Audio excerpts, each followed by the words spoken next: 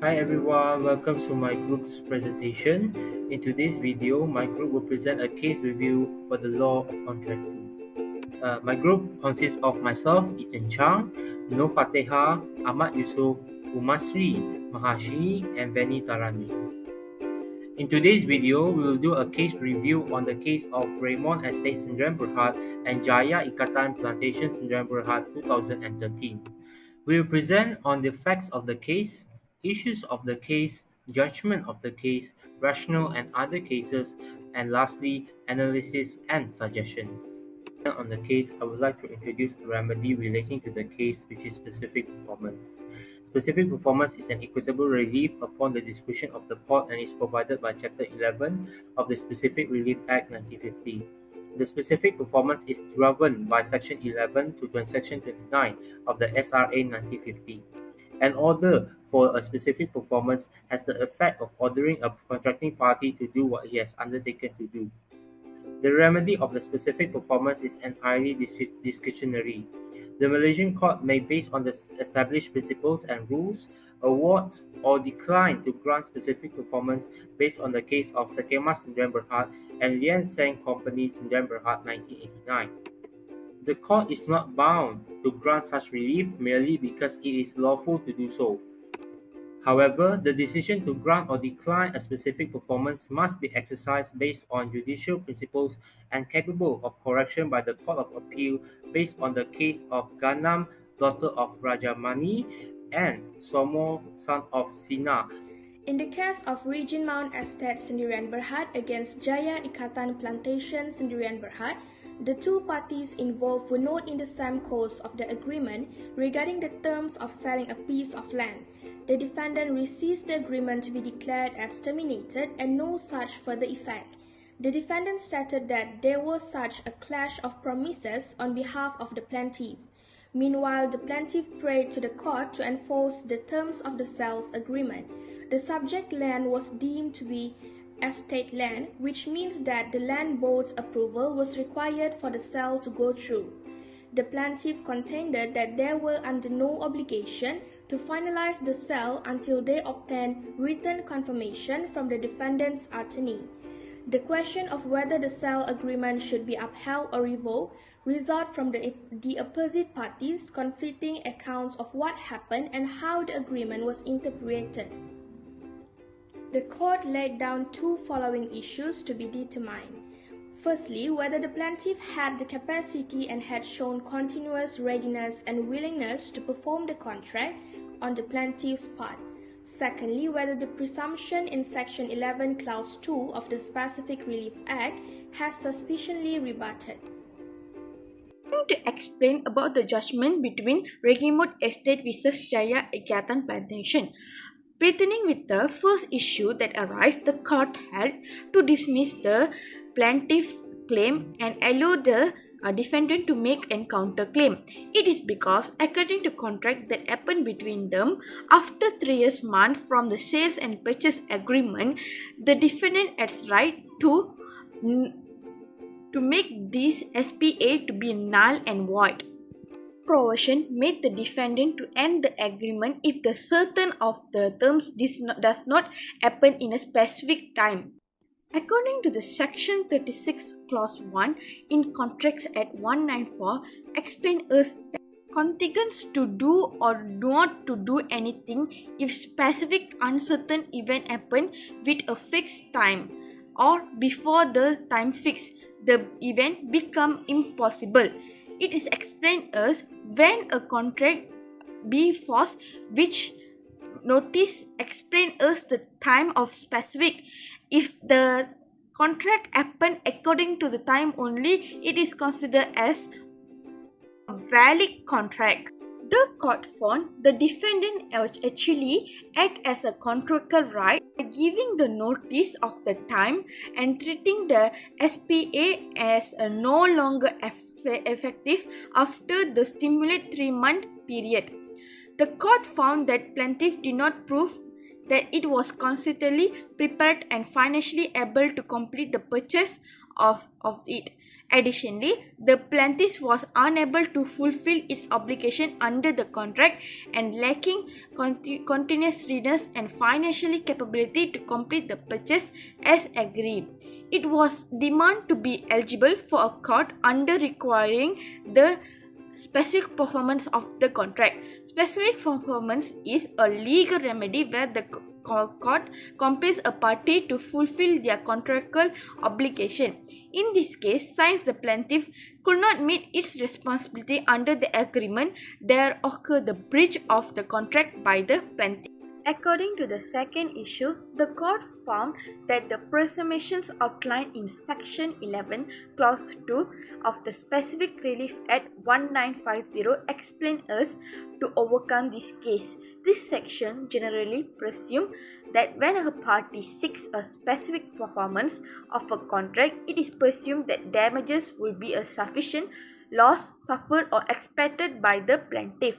But in this case, the defendant and the plaintiff failed to provide the evidence indicating that they had incurred damages or loss. The court concluded that neither the plaintiff or the defendant was entitled to any order for damages since there was not a sufficient proof about the actual loss or damages by the parties.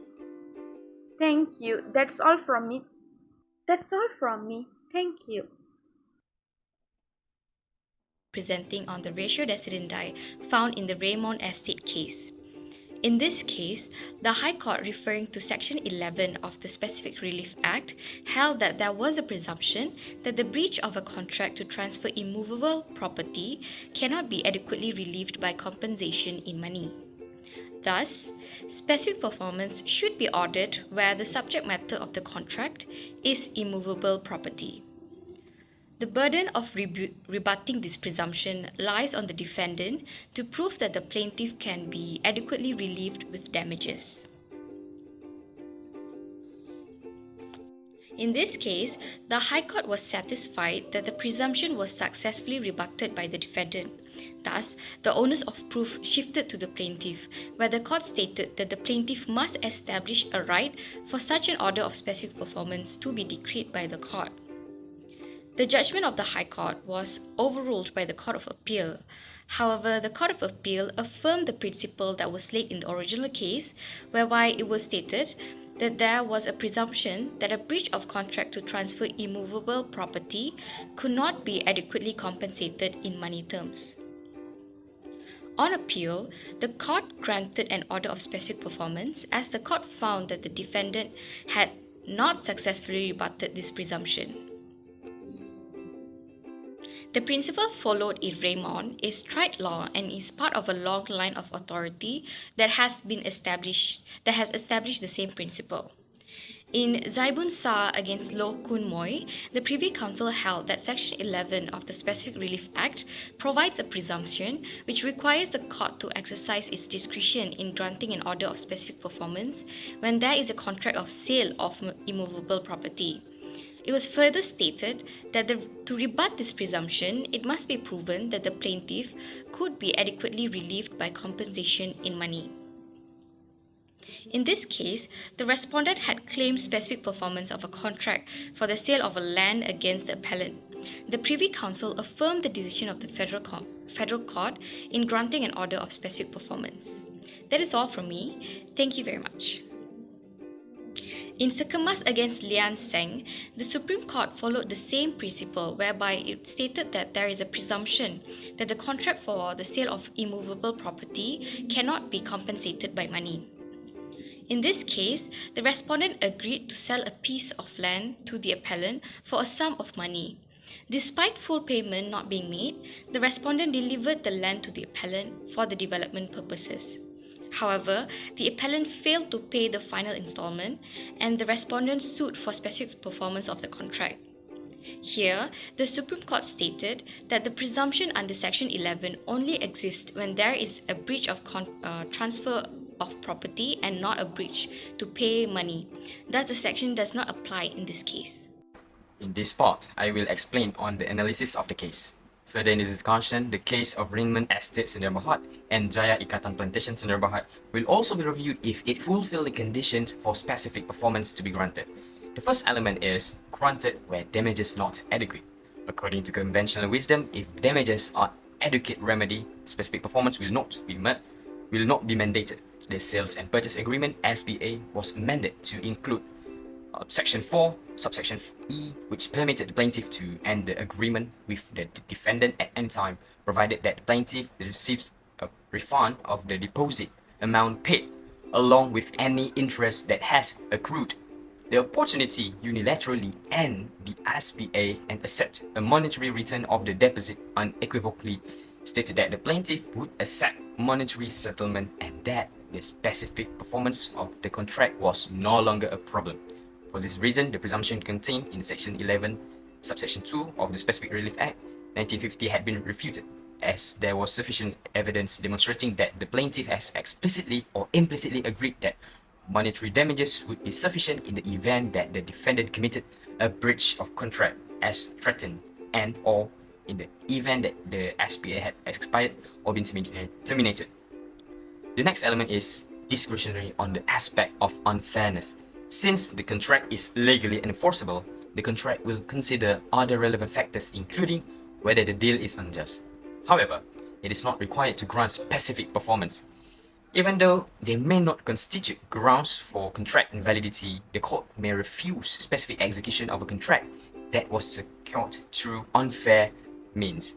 Despite the defendant's agreement to the revision, the clause in the modified clause 4, subclause E, was a major deviation from the parameters that the parties had initially agreed upon. In my opinion, the provision of the parties' agreement had now become unfairly stacked against the defendant, placing the defendant in a very disadvantageous situation. This unilaterally made alteration by the plaintiff demonstrate how they disregarded the defendant's interests in order to accomplish the deeds for his personal gain. The third criteria is conduct of the claimant. The conduct of the party applying for the relief is always an important element for consideration. Thus, if the claimant does not demonstrate that he is ready to be bound by terms of the contract, particular performance may be rejected. In this instance, the plaintiff failed to execute and send the additional agreement to the defendant for over 9 months. It was also significant that the plaintiff and or the plaintiff's shareholders were negotiating the sale of the aforementioned proposed property for a higher consideration and profit, or the plaintiff's share in order to effectively transfer the benefit of the SPA to a third party. At the time, the supplemental agreement was delayed in execution. Moving on to the final requirement, last but not least, the contracts not specifically enforceable under terminable and conditional contracts. The order will be rejected if the party seeking particular performance has the right to discontinue the contract, as the defendant may exercise the right to make the order void. Because of the actions of the person requesting special performance, the concept is applicable. The case's final analysis states that, thanks to the amended Clause 4, subclause E of the SPA, it made no difference whether or not the plaintiff received ELB approval. Even if it did, the plaintiff had figured out a way to back out of the agreement they made with the defendant, and they would even get their deposit back in full. Additionally, it was decided that in this instance, that the defendant's action to terminate the contract in accordance with Section 36, subsection 2 of the Contract Acts 1950 was legal, given that the time was obtaining ELB clearance had passed and the SPA's validity had been reset by the supplemental agreement. This demonstrates how the defendant's use of his right to cancel the contract rendered it null and void, preventing the court from awarding particular performance under the terms of the conditional contract, which are not expressly enforceable. So let's move on to suggestion. In my opinion, there are many restrictions in order for a court to grant specific performance in a case. Specific performance only be granted when other forms of remedies may be unnecessary, undesirable or impracticable on various grounds. Thus, it is important for the court to consider each fact and circumstances of the case before granting specific performance. In my opinion, I would like to provide a suggestion for Raymond Estate Sdn Bhd versus Jaya Ikatan Plantation Sdn Bhd case. The suggestion is on granting any other relief which is impartially compatible with the plaintiff. Although plaintiff cannot be awarded with specific performance in this case, but at least they could be given a relief as remedy because the plaintiff has shown strong commitment towards the contract by performance. This should be highlighted in this case. In conclusion, the court in the case of Raymond Estate Sdn Bhd and Jaya Ikatan Plantation Sdn Bhd concluded that the defendant had the contractual rights to terminate the sale and purchase agreement after 3 months for the supplemental agreement. The plaintiff failed to demonstrate the continuous readiness and ability to complete the purchase, leading to the dismissal of the claim for specific performance. The presumption of damages as an adequate remedy was rebutted, but neither party provided evidence of actual loss or damage, resulting in no order for damages. The court allowed the defendant's counterclaim for a declaration of proper termination of the SPA.